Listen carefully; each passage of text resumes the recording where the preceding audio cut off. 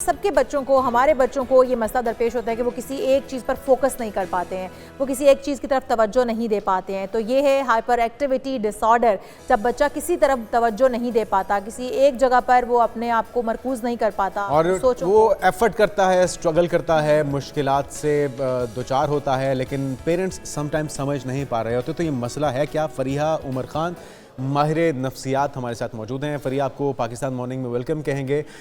ये बड़ा पेचीदा मसला है। पेरेंट्स को इल्म ही नहीं होता कि उनका बच्चा किस आजमाइश से गुजर रहा है, सिम्टम्स क्या होते हैं, किस तरह से आप जज करें कि आपका बच्चा इस बीमारी का स्पेसिफिक शिकार है। जी, अस्सलाम वालेकुम। वालेकुम अस्सलाम। Well, thank you for having me in the show. ADHD की जब बात करते हैं तो ये एडीएचडी नाम से ही पता चलता है कि attention deficit hyper active disorder है। डिसऑर्डर की जब बात करें तो ये अगर इसको चंक में डिवाइड करें तो ये डिसऑर्डर यानी कि हमसे मैनेज नहीं हो पा रहा। किस चीज को मैनेज नहीं कर पा रहे कि एक अटेंशन डेफिसिट है बच्चे में। बच्चा लैक कर रहा है कि वो किसी चीज पे अटेंशन नहीं फोकस कर पा रहा और हाइपर एक्टिव हो रहा है, बहुत ज्यादा हाइपर एक्टिव हो रहा है। और हम नॉर्मल बच्चों से इसको किस तरह से डिफरेंशिएट कर सकते हैं? इस तरह कर सकते हैं कि हमें पता चलता है कि ये एक्सट्रीम की तरफ जा रहा है, एक नॉर्मल रेंज में नहीं आ रहा बच्चा, बहुत ज्यादा एक्सट्रीम पे जाके उसका बिहेवियर जो है हाइपर एक्टिव हो रहा है। बच्चा बैठ ही नहीं रहा, बच्चा एक जंपिंग करता जा रहा है, इधर से उधर भागता जा रहा है। और अगर अच्छा, उसको फरिया बुलाया साहिबा, जाए तो हम वो लोग आपको यूजुअली ये सोचते हैं अगर बच्चा कोई जंपिंग कर रहा है, हर वक्त खेलता रहता है, तो हम उसे कहते हैं कि ये माशाल्लाह से एक्टिव है, इस बच्चे को टिक कर बैठना नहीं आता, ये फिट है, एक्टिव है। लेकिन जिस तरह से आप बता रही हैं, इस तरह से तो लगता है कि हर बच्चा ही जो कि चलने फिरने वाला, घूमने फिरने वाला, उछल कूद करने वाला है, वो बच्चा इस बीमारी का शिकार है, हाइपर एक्टिविटी डिसऑर्डर का। क्या यही कहा जाएगा इसको?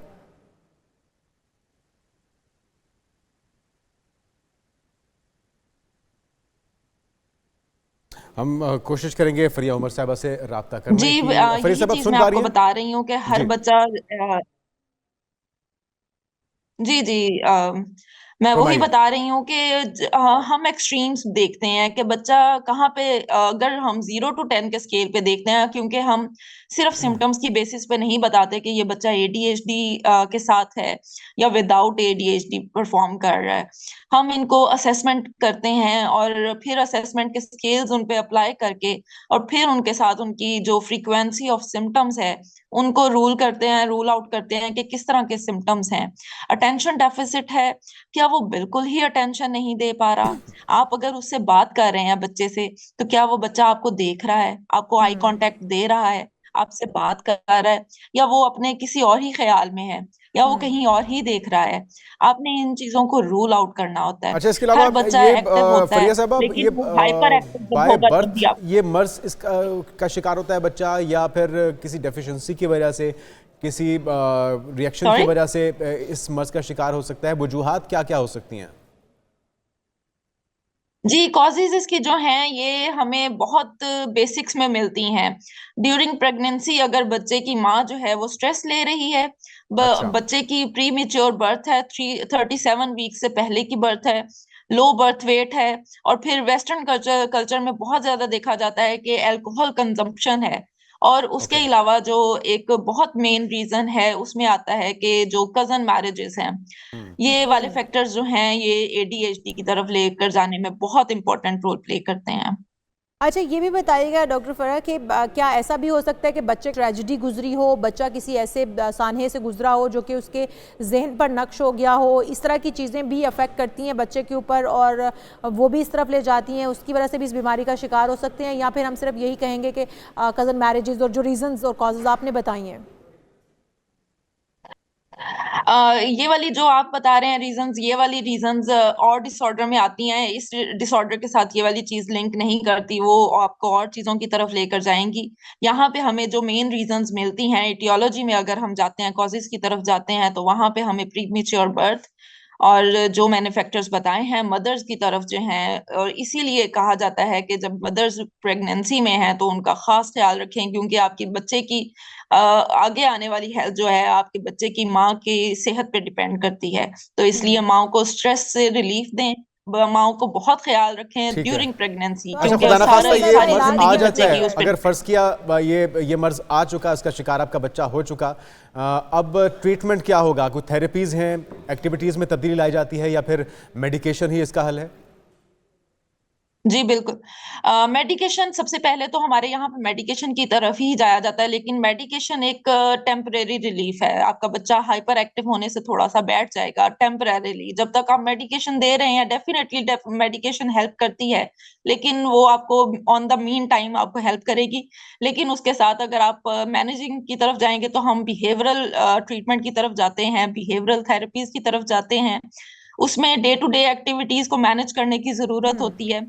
बच्चे के ट्रिगर्स आइडेंटिफाई करने की ज़रूरत है कि बच्चा कोई ट्रिगर्स तो नहीं ले रहा, बच्चा कोई इस तरह की चीज़ तो नहीं फ़ील कर रहा। अगर बच्चे की डिस्ट्रैक्शंस जो हैं वो आप कम करेंगे, कि अगर बच्चे को पढ़ाने के लिए बिठाएँगे या कोई भी आपने काम करवाना है जहाँ पे उसकी हुँ। अटेंशन जो है डाइवर्ट हो रही है, तो आप बच्चे को उस तरफ लेकर आएँगे कि जहाँ पे बच्चा अपने आप को डिस्ट्रैक्शन में ना लेकर जाए, और आप उसकी डे टू डे एक्टिविटीज़ को मैनेज करेंगे। क्योंकि ये हमारे डिसऑर्डर्स जो हैं वो हम क्योरेबल नहीं कहते, हम इनको मैनेजेबल कहते हैं, कि हम इनको मैनेज कर सकते हैं जिस तरह भी चाहें।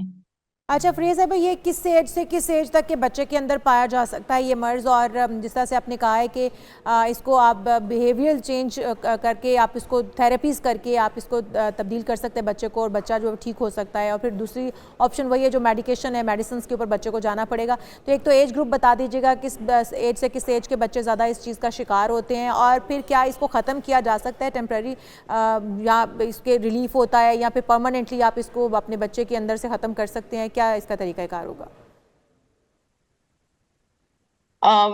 जो एज ब्रैकेट्स आती हैं उसमें अर्ली अडल्ट्स में देखा जाता है, और उससे पहले अर्ली चाइल्डहुड में देखा जाता है। बहुत दफा होता है कि बच्चे की अर्ली चाइल्डहुड में प्रेजेंट नहीं है, लेकिन जब यंग अडल्टहुड में है, यानी टीनेजर से आप अडल्ट्स में जा रहे हैं, तो वहां की एज ब्रैकेट में आपको इसके सिम्टम्स बहुत ज्यादा मिलते हैं। और बहुत दफा होता है कि चाइल्डहुड में वो सिम्टम्स बिल्कुल भी प्रेजेंट नहीं होते। और फिर यहाँ पे जेंडर डिफरेंसेस भी आ जाते हैं, मैं उस पे बात करना चाहूँगी कि कोविड के डेज़ में देखा जाता था कि अगर बच्चे हैं, तो वो घर पे बैठे हैं, तो उनमें बहुत ज़्यादा एडीएचडी के सिम्पटम्स देखने में आए, क्योंकि वो हर वक़्त घर पे थे। और वहाँ पे मेल्स में ये बहुत ज़्यादा देखा गया है कि जो बॉयज़ थे, उनमें ये एडीएचडी के सिम्पटम्स बहुत ज़्यादा थे। लेकिन ऑन द होल अगर देखा जाए, तो ये गर्ल्स में पाया जाता है। अच्छा, फिर आपने फरिया बात साहब, की है कि ये ये मैनेजेबल है या बताइएगा कि क्योरेबल है, स्क्रीन मैंने इस टाइम पे बच्चों बात की का अभी। बहुत ज़्यादा ये होना, मैनेजेबल है, क्योरेबल हम इसको बिल्कुल नहीं कहते। जी, स्क्रीन सॉरी? टाइम बच्चों का बहुत ज़्यादा होना, वो कितना असरअंदाज होता है? क्या उससे भी ये मर्ज लाहक हो सकता है? हम बहुत से बच्चों से देखते हैं कि वो इतने आदी हो जाते हैं कि जब आप उनसे मोबाइल या टैब छीनने की कोशिश करते हैं तो वो चीखना चिल्लाना शुरू कर देते हैं, वो नॉर्मल बच्चों की तरह रिएक्ट नहीं करते हैं। तो क्या ये भी उसी की एक किस्म है?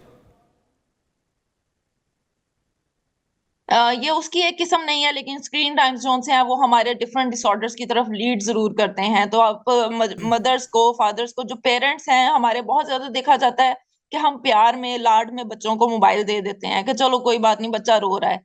तो बच्चों के स्क्रीन टाइम डेफ़िनेटली बहुत ज़्यादा इस पे इम्पैक्ट करता है। स्क्रीन टाइम की वजह से जब बच्चों का डोपामाइन लेवल बहुत हाई पे चला गया है, तो वो एकदम हुँ। से गिरता है, तो बच्चे उस वजह से ये शो करते हैं कि उनमें हाइपर एक्टिवनेस आ जाती है।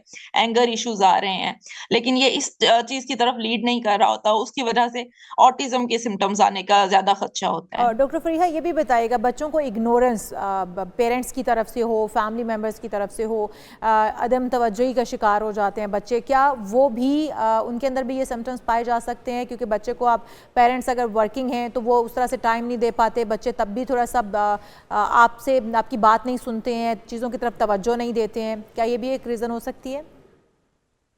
कहा जा सकता है, लेकिन इसके ज़्यादा रूट्स हमें बायोलॉजिकल मिलते हैं, लेकिन ये वाली रीज़न भी बहुत इम्पोर्टेंट है बच्चों के लिए कि हाँ जी, बच्चों को टाइम नहीं दिया जाता।